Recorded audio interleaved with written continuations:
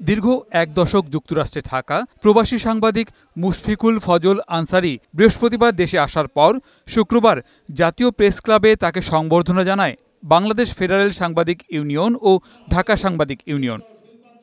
এতে যোগ দিয়ে বিএনপির মহাসচিব মির্জা ফখরুল ইসলাম আলমগীর বলেন, পতিত সরকারের দুঃশাসনের শিকার হয়ে দেশের বাইরে থেকেই গণতন্ত্র ফিরে পাবার আন্দোলনে অনবদ্য ভূমিকা রেখেছেন সাংবাদিক মুশফিক। এ সময় বর্তমান পরিস্থিতি তুলে ধরে তিনি বলেন, আওয়ামী লীগের পতন হলেও ষড়যন্ত্র অব্যাহত রয়েছে। এই বিজয় তখনই আপনার সুসংগত হবে যদি আমরা এটাকে ধরে রাখতে পারি।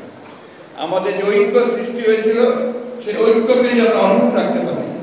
আজকে খুব সুপরিকল্পিতভাবে এই ঐক্যকে বিনষ্ট করবার একটা চক্রান্ত চলছে, সেটাকে আমাদেরকে আবার রুখে দিতে হবে।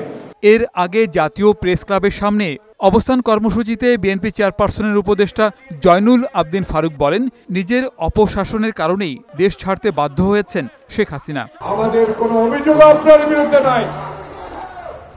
আমরা আমাদের নেতা বলে দিয়েছে, তারেক রহমান যদি 15 আগস্টের মামলার বিনা কারণে আসামি হতে পারে, খালেদা জিয়া যদি 1 কোটি টাকার জন্য 5 বছর জেল কাটতে পারে, 118টা মামলার জন্য শেখ হাসিনাকে হিন্দুস্তান থেকে 100 বছরের জেল।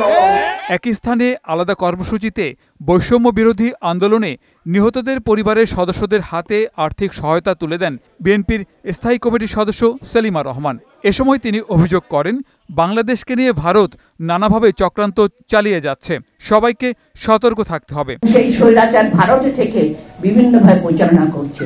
ভারত আমাদের সঙ্গে বিভিন্নভাবে এখন আপনারা দেখেছেন অতি সম্প্রতি যে বন্যা আগাম জানান না দিয়ে কিভাবে আজকে সারা বাংলাদেশ আজকে বন্যায় কবলিত হয়েছে।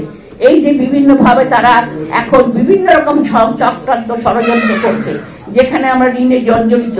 এদিকে 15ই সেপ্টেম্বর বিশ্ব গণতন্ত্র দিবসে নয়াপল্টনের সমাবেশে লন্ডন থেকে ভার্চুয়ালি যুক্ত হবেন দলের ভারপ্রাপ্ত চেয়ারম্যান তারেক রহমান। শুক্রবার বিকেলে কেন্দ্রীয় কার্যালয়ে সমাবেশের প্রস্তুতির খবর তুলে ধরে সাংবাদিকদের একথা জানান স্থায়ী কমিটির সদস্য AZM জাহিদ হোসেন। গোলাম মোর্শেদ, বৈশাখী সংবাদ, ঢাকা।